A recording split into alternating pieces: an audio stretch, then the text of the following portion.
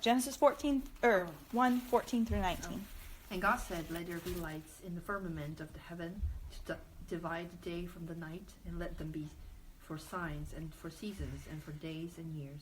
And let them be for lights in the firmament of the heaven to give that light upon the earth." And it was so. And God made 2 great lights, the greater light to rule the day, and the lesser light to rule the night. He made the stars also. And God set them in the firmament of the heaven to give light upon the earth, and to rule over the day and over the night, and to divide the light from the darkness. And God saw that it was good. And the evening and the morning were the fourth day. So, officially, as of last week, we were halfway through the days of creation, as we covered the first 3. So I do want to take a moment to kind of look at the 6 overall. Because if you look at it, I remember in Sunday school, we had to kind of memorize what the different days were. Day 1 was the light. Day 2 was the sky and the sea. Day 3, the land and the plants. But you get into day 4, day 5, it kind of seems a little bit random, because then you're going back to lights. And then you've got the sky creatures, birds, and sea creatures. Sorry, I'm laughing at myself. I need to compose myself. But it does seem kind of random. But actually, there's a very clear pattern that emerges when you look at it in a certain way. And I was going to do this. Oh, does anybody have a pen? Okay, perfect. You won't get it back. You may not get it back. That is true. So I'm just going to write it out like this, because this is the way it actually makes a whole lot of sense. And excuse my messy writing, because I'm doing this fast. So, day 1, we have the light. Cannot write upside down. Day 2, we had the waters, essentially waters and this atmosphere created. So we'll say waters and sky. In day 3, we had the land was created as the waters were drawn together and dry land appeared. And then day 4, which is the one we're about to talk about, we have the sun, the moon, stars. I'm just going to put stars and moon, because the sun's a star. And then day 5, you have the sea creatures and birds. And then day 6, you have the land animals.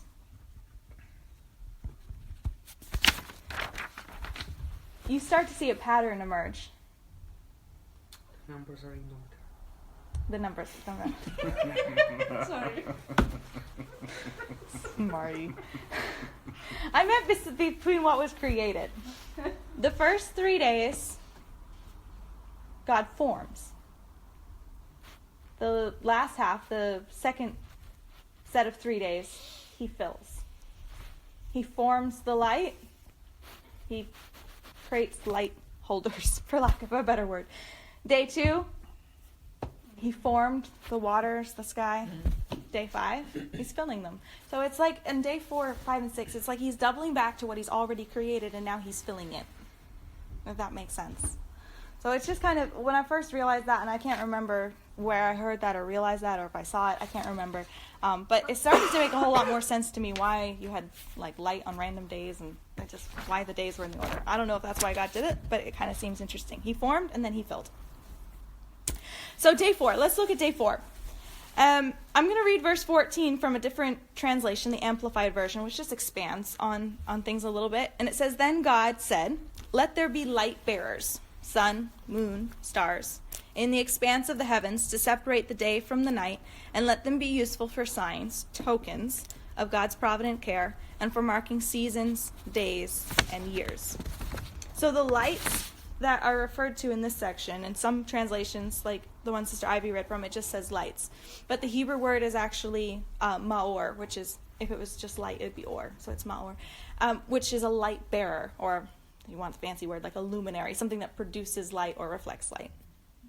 It's not the light itself, like on day 1, but it's the things that produce the light. So the sun and moon are placed there for signs and for seasons, for days and for years. And I mean, this is just common sense. This isn't anything new, but you think about how we measure time and direction and all of those things. Obviously, all of those things are very, very central to this. So it's not just a matter of, oh yeah, like, here, I'll create a nice little star and put it up there and that'll give them some light to see by. But no, it's the whole system of the orbits and the rotations of the Earth and everything, you know, a self-sustaining balance created for us to know when to plant, when to harvest, when to celebrate the feasts, all those types of things, but also to sustain the Earth so that it can sustain life. Because the Earth is so perfectly positioned to be able to. And they've not discovered life anywhere else yet. Now, I don't know the opinions around the table, if you think there could be life on other planets or not. There's, you know, I'm a big fan of science fiction, so I wouldn't mind finding some aliens. I don't think there is, but I think it would be cool if there was.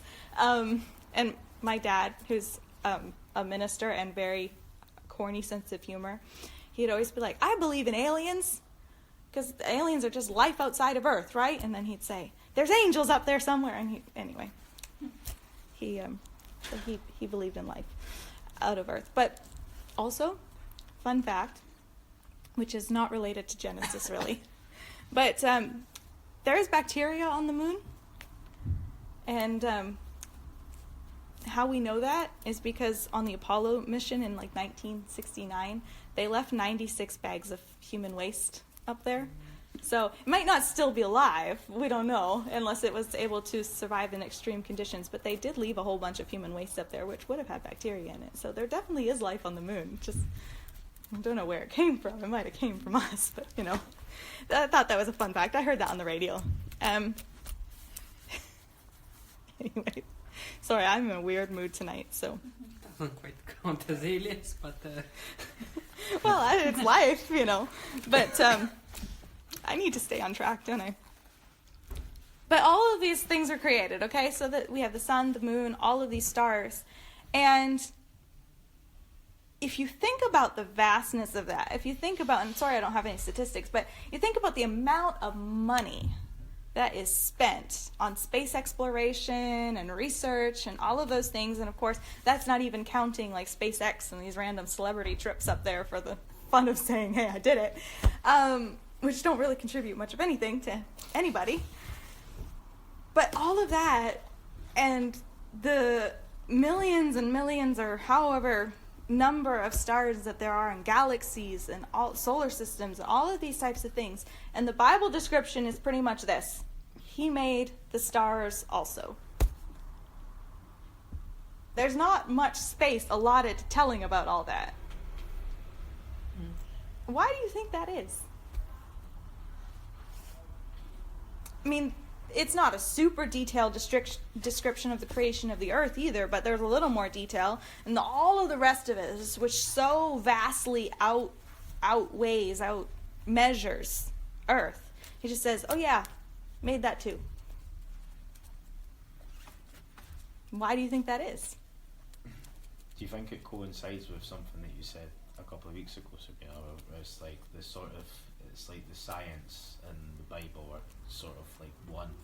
They're like backing each other up. Mm-hmm. So the stars again are like this energy source type thing, maybe. Okay. So it's kind of like if scientists were to try and debate it, it's like, well, actually, this is what it says. It's like, there's no argument here because it says that the stars It's were just, also created. yeah, it's just matter of fact. Yeah, exactly. Yeah. Or maybe because to God, the earth feels more important because we live on it. If you think about the purpose of the Bible, why it was written, it's written to us for the goal of us having a relationship with God. Telling the story, yes, but ultimately the goal is to set out, I mean, the goal specifically of the creation, you know, is so we can know a little bit about who God is and what he's done and his relationship with us and all of those kind of things. And so you're right. The stars, whatever else is out there, is not really relevant to our salvation. So that's one aspect of why maybe so little attention is given to it. And the other fact is, again, if you remember the original audience as well, that like Moses' day when he's reading this out, that's going to be receiving this. All the cultures around them many of their gods were the gods of the sun, the god of the moon, like they worship these heavenly bodies. There were sun worshippers, there was moon worshippers. These were very, very common. And they were fascinated by the moon and the stars and the movement of planets. And I mean, I know there's a lot of people that don't take it very seriously, but there's some people that still, astrology today, they're hardcore about all of those types of things. But these were only meant to point us to the Creator. They weren't meant to be things that we worship in and of themselves, but to point us to the Creator. Psalms 19, verses 1 to 2 says, "The heavens declare the glory of God, and the firmament shows his handiwork. Day unto day utters speech, and night unto night reveals knowledge." They tell a story.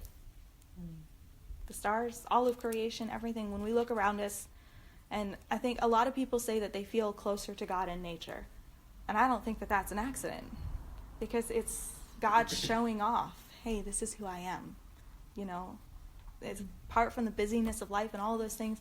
We always like to go out and just, stare up at the stars, and living in the city, a lot of times it's hard to do that. But you just stare up and you stare at the vastness of it, and it just makes you think about things, and you think about this verse, he made the stars also, all of these incredible things. And with modern science, we know the vastness of outer space to a certain extent. Every patch of sky the size of the moon is at least 1 billion galaxies out there. And each galaxy is billions of individual stars. And actually, Isaiah 40 and 26 tells us that God has a name for every single one of them. So, in his creation process, it wasn't just like fling them out there. He named every single one. All of these things, and yet he says, yep, I made that too. There's a song, and I was if Jiva was here, I was going to get him to sing it because I know that he knows it, but he's not here. But it's God of Wonders. God of wonders beyond our galaxy, you are holy, you are holy.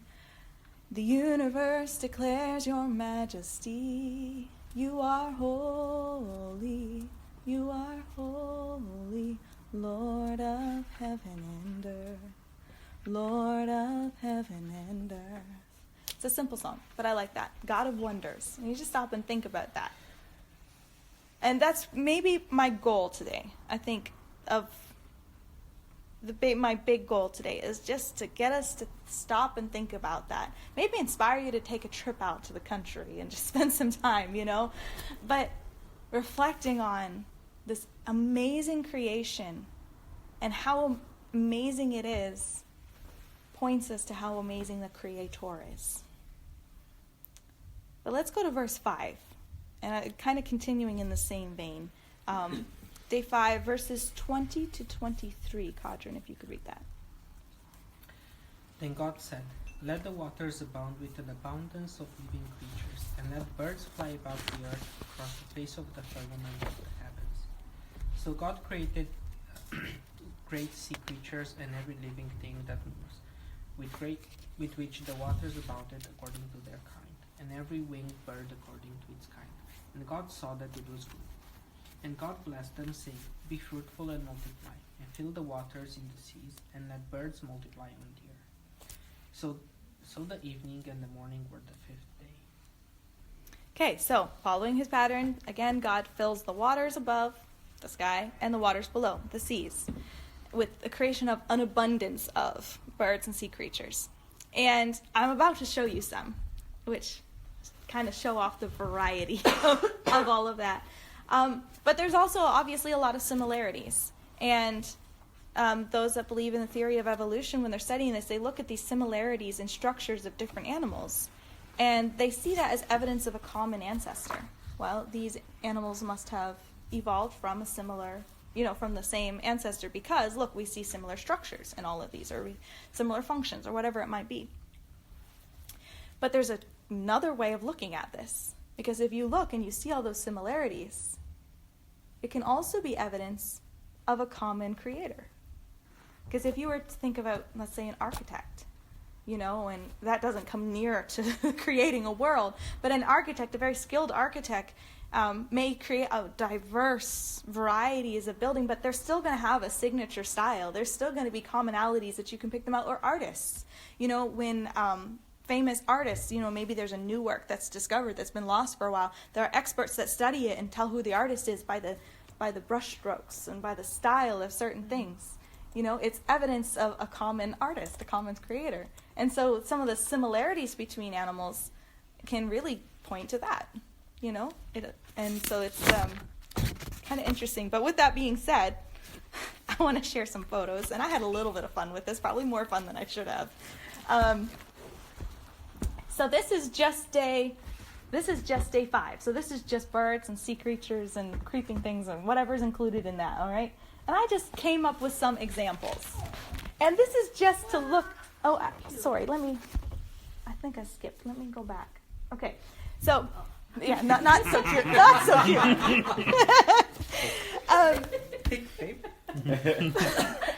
So just thought I'd share some interesting looking birds here, and I don't know a lot of details. I did a little research, but I'm not going to remember all the facts off the top of my head, but just some fun looking ones. This one's about 6 feet tall, by the way. You might not be able to tell in the photo. This is a huge bird, southern cassowary. Where can you find this animal?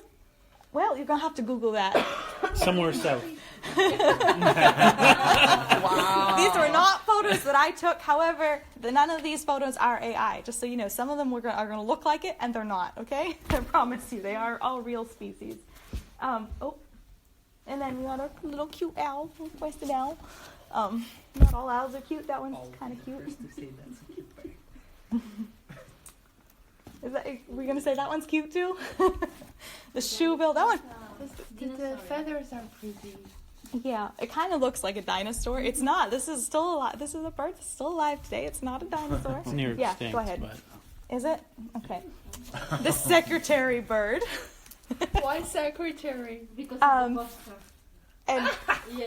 I think the legs. Well, I think so. I don't know. Formal outfit. Yeah. Keep going. So the Hoatzin, Whoa. Blue face. not only do they have a kind of a unique look, but I put this here to remind me, is the fact that their smell is very distinct because their diet includes a lot of grain, and then they have like a special pouch that ferments it.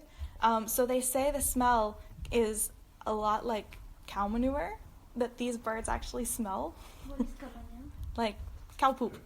Oh. God, when I'm recording. This one here, the common hoopoe, I don't know how to say that. I think that one's kind of a interesting one. The king vulture. Whoa. That That definitely looks like AI. It does. I know. Well, don't switch to the next one yet. But you've got the black and white body, and then this really colorful face. But go to the next one now. This is a zoom of the face. Whoa.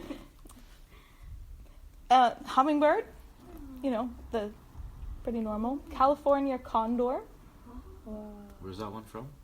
California. East I'm gonna assume. East Texas. I don't know. The frigate bird. So this one, and that is part of the bird. It's not just holding a heart in its mouth, okay? It's part of the mating procedure. They puff up their chest and to attract. Wow. This is another one as well. Huh? Where's the head? That's the head. That's the head, yeah. So this one here, again, it doesn't look like that all the time. It actually kind of looks a little more normal. But this is during the mating dance, and you can see videos of this. It poofs itself all up to look like that, and then it dances like to a beat, and it dances around to impress the female. Wow. So this is the only one that's not a real photo. This is digital art. But, I mean, can't forget, just because they're extinct now, they'd still be part of the creation. So we got our dinosaur friends. There's the pterodactyl. Okay, so moving on from birds, got a few bats, too. And Wow. That almost looked like a dog face. Yep, Yeah. yep, Don't like that. the fruit bat. And this one here, the badger bat, but I've also seen it called the panda bat or the pied bat, or it's got a whole bunch of names, but obviously because of the markings. Yellow-banged bat is another one, another type of fruit bat. there's the amount of the variety of bats I did not realize, and I didn't put them. I don't really like them, so I didn't put many pictures of them. The amazing variety of bats is incredible. Okay, and then of course we've got butterflies, pretty normal, but you think about the amount of different types of butterflies. Monarch, probably most famous, but all the different types, you think about those. Here we've got a close-up picture of a particular type of dragonfly. Again, another bug, the spiny flower mantis over here, a type of cicada up over there. This one, the Brazilian tree hopper. Wait, that's his head? That's like the horn? It's just a whatever. It's not the eyeball. The eyeballs aren't up there. It's just some. I don't think anyone knows. I don't know. Like fruity peel on the floor? No, that's him. It's part of his Oh, Pretty terrifying. whatever. Okay, so switching to some sea creatures now, and of course there's so many fish, but I just kind of went for some of the more colorful or weirder ones. Anglerfish, more ugly one. Is that the mouth? Sorry. Yes, I assume so. Okay. Yep. Fun jellyfish. That totally looks like an alien spaceship. Okay, the harp sponge. This is a type of sponge, but it's also a meat eater. It's a carnivorous species. Huh? Yeah, it eats. I mean, I guess it must be fish. I don't know what other kind of meat you have down in the sea, but yeah, it's a carnivore, which I thought was really interesting. Vampire squid. I'm saying that because it can survive in very extreme temperatures and conditions. It does not need a whole lot of oxygen. And the good old blobfish. Psychedelic frogfish. It's named the frogfish, I believe, because the way it takes care of its eggs, it's like puts its fins around its eggs to protect them. You can see them in there. And this is the one I triple checked this one to make sure this was a real animal because I was not convinced from the first sight. So I guess. Here. Hmm. If only Aggie's here. Yeah, well, I ate it. You would want to I eat ate him, that. I ate He's him. cute. I didn't think I'd ever call a squid. That's the other name for it. Some people sometimes call it a googly eyed squid. So you're not the first person to have thought that. Yep. So that's the last one I had on there. But I just thought I would share some photos, and of course you watch any of like National Geographic, Blue Planet, any of those type of productions, and it goes beyond just their look, but their habits, their mating habits, everything. Yeah, I was one of those birds, and I can't remember which one it was because I was just reading brief descriptions of them. But one of these ones is the female birds keep like a harem of male birds, and then they make them take care of their eggs, and then they leave them, and the male just does it all by himself, and the women leave them and go to another man. Yeah, it's so many just interesting things. But I just wanted to share that to illustrate the point of the incredible variety that there is. And there are still, obviously we don't know that 100% sure, but there's likely still creatures undiscovered because the depths of the sea are very unexplored. Space is more explored than the depths of the oceans. Our solar system. And so, our solar system, not space in general, but yes. And so just the incredible variety. Psalms 104, verses 24 to 25 says, O Lord, how manifold are your works. In wisdom you have made them all. The earth is full of your possession, this great and wide seas, in which are innumerable teeming things, living things, both small and great. So just, again, the incredible variety. If you had the biggest imagination in the world, and you were trying to come up with a cast of animals, beings, creatures, whatever, for a planet, I don't think you could dream up all that we really have in this world today. Could this incredible diversity be a product of time and chance? And that's the question. Of course, the Bible is saying no. This is intentional. There's a creator. And when you look at this stuff, how can you not see a creator in the complexity and the variety that there is? And that was not even land animals that we were talking about. And when we talk about animals and how they came to be, often from a scientific point of view, the first point of call is the fossil record. And this is kind of a fun fact as well. When Darwin first introduced his ideas to the world, I assume we all know that Darwin was kind of one of the biggest proponents of this, or moved the theory of evolution forward. When he started introducing his ideas to the world, you know who his biggest critics were? They were not religious leaders. Let's just put it that way. They were the fossil experts.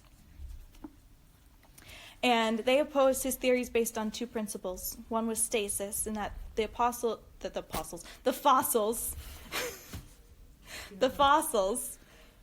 the earliest fossils that were found and the latest fossils that were found were the same. Like, there wasn't big variations between them. In the same species, they were the same, whether they were found earliest or latest. And also sudden appearance. When fossils appeared in the fossil record, they appeared fully formed, and there was no evidence of transition species, the in-between. Now, science has progressed a little bit. There's been more fossils found, obviously. And there's been some hoaxes, too, but we won't go there. But still, those transition species are really lacking. There's not a lot of evidence for them. So God made all these things. And he looked at these creatures, the good, I was going to say the bad and the ugly, but they're still good, even if they're ugly to us. And he called them good, just as he had almost every other day. And this time he also blessed them with the ability to multiply themselves, just as he would humans. I think we can probably do, well, we're not going to finish, that's for sure. But we could probably do one more set of verses. Genesis chapter 1, verses 24 through 27. Anish, if you could read that. And God said, let the land produce living creatures according to their kinds, the livestock, the creatures that move along the ground, and the wild animals, each according to its kind. And it was so. God made the wild animals according to their kinds, the livestock according to their kinds, and all the creatures that move along the ground according to their kinds. And God saw that it was good. Okay, day 6, the last day of active creation, introduces the land animals. And I do not have a slideshow of land animals because we would be here for a while, I think. But again, we see God's diversity and probably a sense of humor, in my opinion. From the giraffe to the hippo to the platypus to the centipede, all of those incredible things. And then the crowning moment of creation, the moment that everything else is kind of led up for and everything else was prepared, the creation of mankind. Now, both animals and humans were created from the dust of the ground, and we'll see that in chapter 2. But there is something special and unique about humanity. Many people would have you to believe that humans are just a higher evolved animal, that we're, an apex predator. But the Bible makes it very clear that there is something distinctive that goes beyond us just being at the top of a food chain or something like that, or more highly evolved. But start to think about some of the things that make humanity unique from animals. What are some of the things that we have that are not found, or at least very rare, amongst the animal kingdoms? What do we have that's different? We can talk. We can talk? Guns? I don't know. You pointed, you pointed at me for a second. It's like guns. I panicked. Okay, no. We can roll with that. We can make that work, because the ability to Create? like monkeys use tools, for example, but it's very, very basic. But we're talking about, we have factories, we have homes, we have all the advancement of creation. So yeah, we can use that. We can make that work. I can't believe that paid off. Now I know how I made it through school. Anything else? We can think. We can think, okay. Ability to write. To write, okay.